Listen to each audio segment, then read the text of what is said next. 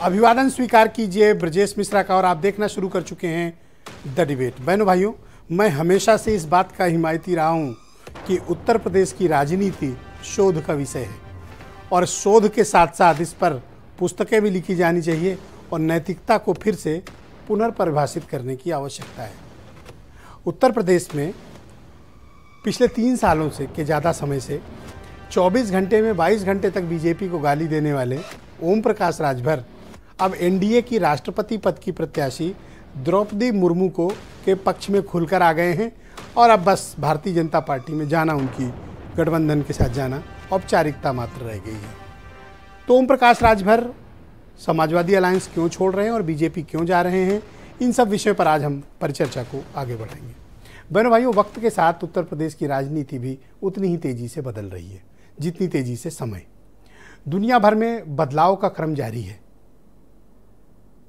तो उत्तर प्रदेश में भी बदलाव है। उत्तर प्रदेश में विपक्ष की राजनीति में बदलाव हुआ है और बदलाव ये छोटा मोटा नहीं, एक बड़ा बदलाव है। समाजवादी पार्टी के ईस्टर्न यूपी के सबसे बड़े घटक दल एसबीएसपी, इसके मुखिया ओम प्रकाश राजभर अब बस समाजवादी पार्टी के अलायंस से लगभग अलग हो चुके हैं, बस औपचारिकता मात्र बाकी है। उन्होंने एनडीए के कैंडिडेट द्रौपदी मुर्मू को वोट देने का फैसला किया है। अखिलेश यादव और ओम प्रकाश राजभर के बीच दूरियां पिछले 1.5 महीने से काफ़ी बढ़ गई हैं और विशेष रूप से आजमगढ़ चुनाव हारने के बाद। ओम प्रकाश राजभर समय समय पर अखिलेश यादव के लिए कड़े शब्दों का इस्तेमाल करते हैं, उनको नसीहतें देते हैं। ये बात समाजवादी खेमे को चुभ गई और दूरियां यहाँ से शुरू हो गई। दूरियां उस वक्त भी शुरू हो गई थी जब एमएलसी की सीटों में इनकी कोई एसपीएसपी का कोई प्रत्याशी नहीं भेजा गया एमएलसी के पद के लिए। तो ये माना जा रहा था कि देर सबेर ओम प्रकाश अलग होंगे, लेकिन इतनी जल्दी इसका अंदाजा किसी को नहीं था। क्यों नहीं था? क्योंकि जो व्यक्ति पिछले 3 सालों में से सोते वक्त भी बीजेपी को भला बुरा कहता रहा हो और ऐसी बात कि कई बार तो उनके साथ बीजेपी समर्थकों ने मारपीट तक कर डाली, ऐसी गाली गलौज भरे शब्द इस्तेमाल करते थे कि पूछिए मत। ऐसा माना ही नहीं जाता था कि कभी ये बीजेपी में एकता होगी। लेकिन ये साहब राजनीति है। जो 24 घंटा गाली खाए हैं वो गले लगाने को तैयार हैं और जो शहद पिला रहे थे उनका थूक के भाग गए। तो राजनीति है, यहाँ बदलता रहता है। यहाँ आपकी यूटिलिटी इंपॉर्टेंट है, इमोशंस नहीं चलते हैं।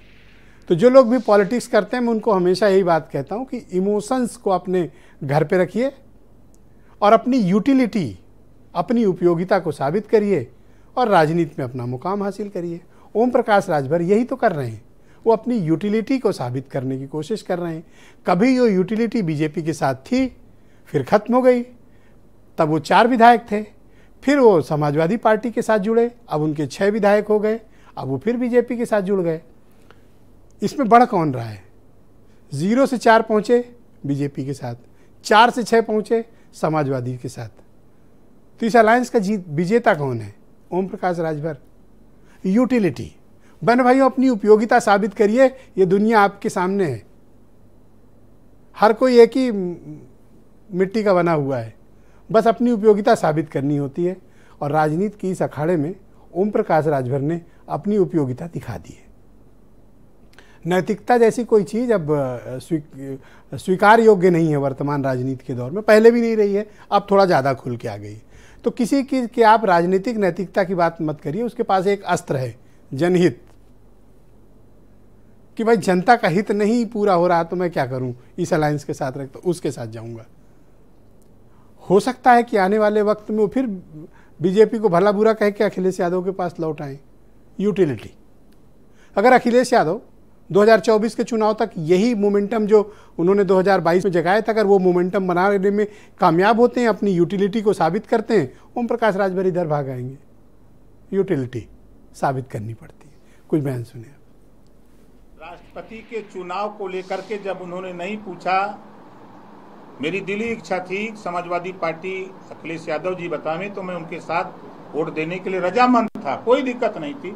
जब उनको जरूरत नहीं है तो फिर हम किसको वोट दें कि हमारी पार्टी राष्ट्रपति के चुनाव में द्रौपदी मुर्मू जी का समर्थन करती है। इस बात का ऐलान करने के लिए मैं आप लोगों को इधर बुलाया हूं। मैं ओम प्रकाश राजभर जी के फैसले का स्वागत करता हूं।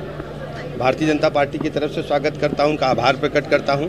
वास्तव में बहन द्रौपदी मुर्मू समाज के ऐसे वर्ग की प्रतीक बन करके आई हैं जिसको सदियों बीत गई, सर्वोच्च पद की तरफ कोई ला नहीं पाया था, लेकिन आदरणीय प्रधानमंत्री नरेंद्र मोदी जी ने आदिवासी समाज से एक बहन को सर्वोच्च पद तक पहुंचाने का मार्ग प्रशस्त किया है।